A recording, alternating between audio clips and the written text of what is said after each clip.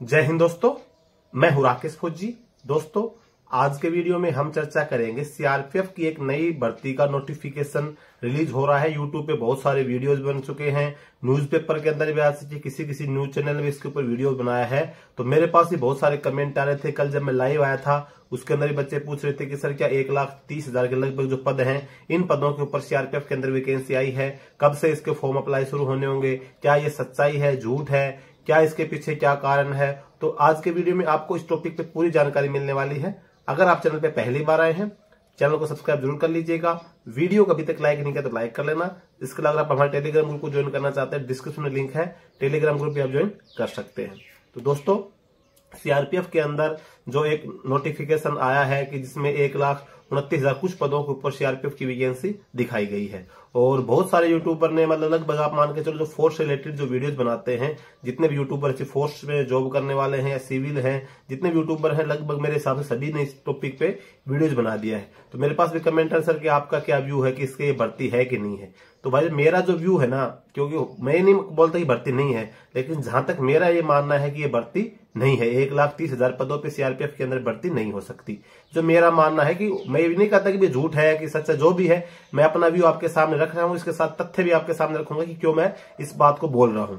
अब मान के चलो कि 1,30,000 पदों के ऊपर अगर सीआरपीएफ ने वैकेंसी निकाली है, तो आप ये मान के चलो कि 1,30,000 अगर कांस्टेबल जीडी अगर भर्ती होते हैं, तो आप ये मान के चलो कोई भी फोर्स होती है, चाहे वो सीआरपी है, बीएसएफ है, आईटीबीपी, किसी भी फोर्स की बात कर लो, एक सीआरपीएफ की छोड़ के ये बात नहीं कर रहा हूं मैं, क्योंकि सिर्फ कांस्टेबल जीडी से फोर्स नहीं चलती है कि आप ये भाई 1,30,000 कांस्टेबल जीडी भर्ती कर लिए तो लगभग आप मान के चलो कि फोर्स सीआरपीएफ खड़ी हो जाएगी।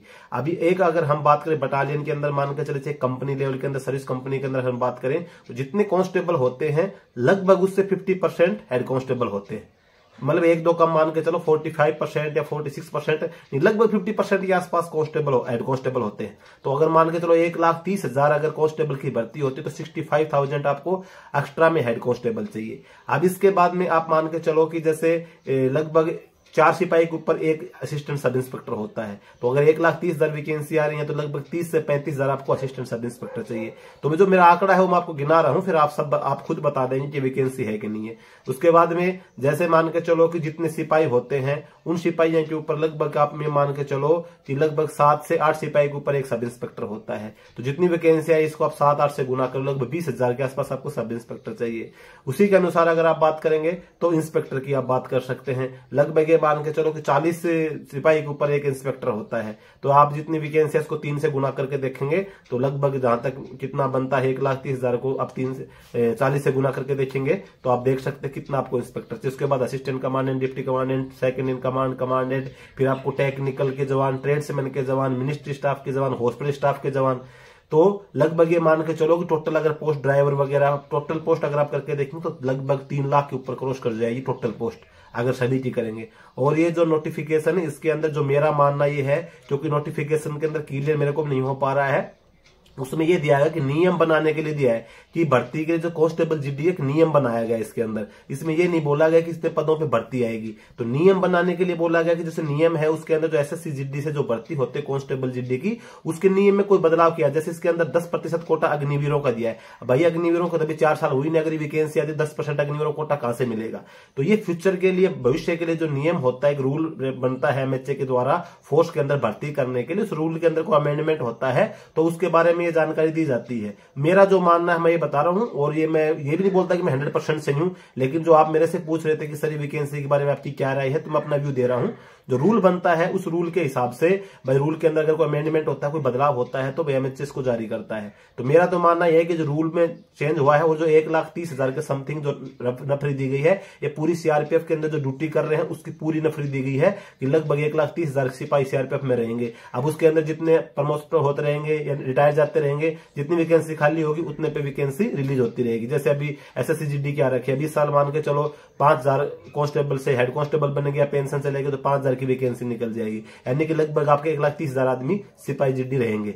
तो मेरा जहां तक मानना है ये नियम है, ये चीज हो सकती है। लेकिन जो पद आप बोल रहे हैं इतने पदों पे वैकेंसी आती है, तब ये मत मान के चले कि सिर्फ सिपाही जीडी की वैकेंसी आएगी। अगर इतने पद भर्ती होते तो जो मैंने सभी रैंक बताई आपको, इतनी ही रैंक आपको चाहिए, इतने आपको हेड कांस्टेबल चाहिए, फिर असिस्टेंट सब इंस्पेक्टर चाहिए, चाहिए, सब इंस्पेक्टर भी चाहिए, इंस्पेक्टर भी चाहिए, फिर गजेटेड अफसर भी चाहिए। इसके अलावा अगर हम बात करें कि आपके जो ट्रेडमैन हो गए, टेक्निकल के हो गए, मिनिस्ट्री स्टाफ के हो गए, हॉस्पिटल स्टाफ के हो गए, ड्राइवर वगैरह हो गए, हर मतलब ट्रेड, हर रैंक में आदमी आपको चाहिएगी, क्योंकि कांस्टेबल जिड्डी से बटालियन नहीं चलती है। और अगर हम बात करें एक बटालियन के अंदर लगभग 500 से लेकर 550 तक कांस्टेबल जिड्डी के जवान होते हैं सीआरपीएफ के अंदर। अगर 500 से 550 अगर होते हैं तो आप ये मान के चले कि 1,30,000 के अंदर आप कितनी बटालियन नहीं बन जाएंगी। इतनी बटालियनों को कहां रखेगी सीआरपीएफ, कहां से मतलब इतना मतलब गवर्नमेंट के पास इतना बजट है, कहां से आएगा, कितनी मतलब बटालियन नहीं खड़ी कर देगी। लगभग ये मान के चलो आप 200 से ऊपर नई बटालियन बन जाएंगे सीआरपीएफ के अंदर।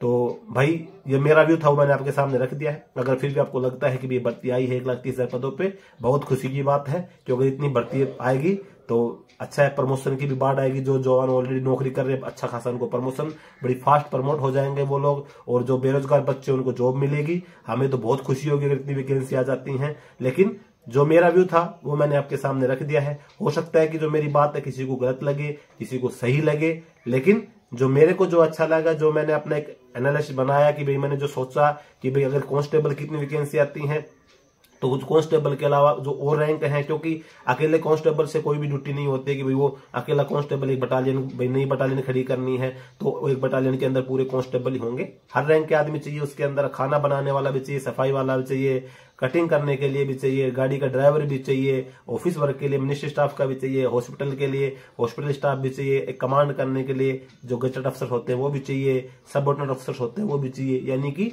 हर रैंक का जवान उसके अंदर चाहिए एक बटालियन को बनने के लिए। अब 1,30,000 पदों पे अगर भर्ती सिपाही जिड्डी की अकेले की आ जाती है तो आप ये मान के चलो कि 3 लाख क्रॉस कर जाएगी टोटल वैकेंसी सीआरपीएफ की। तो मेरा तो कुछ समझ में नहीं आया कि भाई ये जो नोटिफिकेशन है ये आपका सही हो सकता है या गलत हो सकता है, और जो आपको उचित लगे आप कमेंट करके जरूर बताएं कि भाई आपको क्या लग रहा है, या कोई यूट्यूबर बता रहे हैं उसमें कितनी सच्चाई है। और जब आएगा तो सबसे ज्यादा अगर ये सच्चाई हो जाती है 1,30,000 पदों पे अगर सीआरपीएफ वैकेंसी निकाल देती है तो आप लोगों को ज्यादा खुशी मुझे भी होगी। और क्योंकि आप लोगों के प्यार और सपोर्ट की वजह से आपको पता है कि मैं 1 लाख सब्सक्राइबर पहुंचने वाला है, और जब इतने जवान भर्ती होके आएंगे और मेरे वीडियो देखे तो सब लोग मुझे पहचानेंगे, तो मेरे लिए बहुत एक बड़े गर्व की बात होगी। लेकिन आपको जो वैकेंसी निकल रही है जैसे सीजीडी की है, ट्रेड्समैन की, अगर आपने उसके अंदर फॉर्म अप्लाई कर रखे हैं तो आप अपनी तैयारी पे फोकस कीजिए। जो भर्ती चल रही है उसी पे, अगर ये निकल आती है इनमें फॉर्म अप्लाई कीजिए, नहीं तो जो चल रही है आप उसको लूज नहीं डाल देना कि भाई इतने पदों पे वैकेंसी आएगी तो हमारी जो भर्ती चल रही है उसमें हम थोड़ी ढीले पड़ जाए, हमको सिर्फ सीआरपीएफ में कांस्टेबल जीडी बनना है। तो वो सोचना नहीं है, अगर निकलेगी तो बाद में आप अपने फॉर्म अप्लाई कर देना, नहीं तो जो चल रही है उसके अंदर आप अपनी मेहनत करें। जो ट्रेड्समैन से, मिनिस्ट्री स्टाफ से है, पैरामेडिकल स्टाफ से है, जिड्डी से है, किसी भी रैंक के लिए आपने अप्लाई कर रखा है तो बेहतरीन तैयारी जो आप तैयारी करते उससे और बेहतरीन तैयारी करें ताकि आपका सिलेक्शन इसके अंदर हो जाए। दोस्तों आज के वीडियो में बस यही जानकारी थी। अगर ये जानकारी आपको अच्छी लगी हो वीडियो को लाइक कर लेना, चैनल पे पहली बार आए हैं सब्सक्राइब जरूर कर लेना। जय हिंद।